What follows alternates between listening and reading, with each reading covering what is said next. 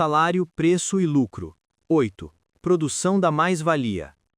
Suponhamos agora que a quantidade média diária de artigos de primeira necessidade, imprescindíveis à vida de um operário, exija 6 horas de trabalho médio para sua produção.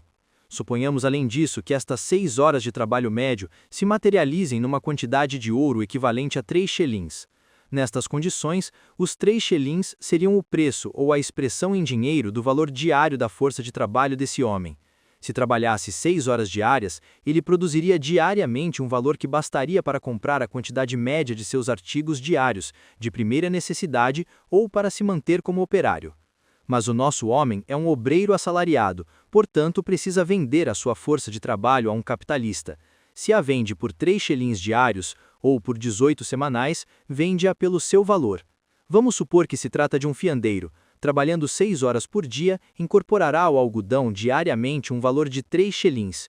Este valor diariamente incorporado por ele representaria um equivalente exato do salário, ou preço de sua força de trabalho, que recebe cada dia. Mas neste caso não iria para o capitalista nenhuma mais-valia, ou sobreproduto algum. É aqui então que tropeçamos com a verdadeira dificuldade. Ao comprar a força de trabalho do operário e ao pagá-la pelo seu valor, o capitalista adquire, como qualquer outro comprador, o direito de consumir ou usar a mercadoria comprada. A força de trabalho de um homem é consumida ou usada fazendo-o trabalhar, assim como se consome ou se usa uma máquina fazendo-a funcionar. Portanto, o capitalista, ao comprar o valor diário ou semanal da força de trabalho do operário, adquire o direito de servir-se dela ou de fazê-la funcionar durante todo o dia ou toda a semana. A jornada de trabalho ou a semana de trabalho tem naturalmente certos limites, mas a isto volveremos, em detalhes, mais adiante. No momento, quero chamar-vos a atenção para um ponto decisivo. O valor da força de trabalho se determina pela quantidade de trabalho necessário para sua conservação ou reprodução, mas o uso desta força só é limitado pela energia vital e a força física do operário. O valor diário ou semanal da força de trabalho difere completamente do funcionamento diário ou semanal desta mesma força de trabalho. São duas coisas completamente distintas, como a ração consumida por um cavalo e o tempo em que este pode carregar o cavaleiro. A quantidade de trabalho que serve de limite ao valor da força de trabalho do operário não limita de modo algum a quantidade de trabalho que sua força de trabalho pode executar. Tomemos o exemplo do nosso fiandeiro. Vimos que para recompor diariamente a sua força de trabalho, este fiandeiro precisava reproduzir um valor diário de 3 xelins, o que realizava com um trabalho diário de 6 horas. Isto, porém, não lhe tira a capacidade de trabalhar 10 ou 12 horas, e mais, diariamente.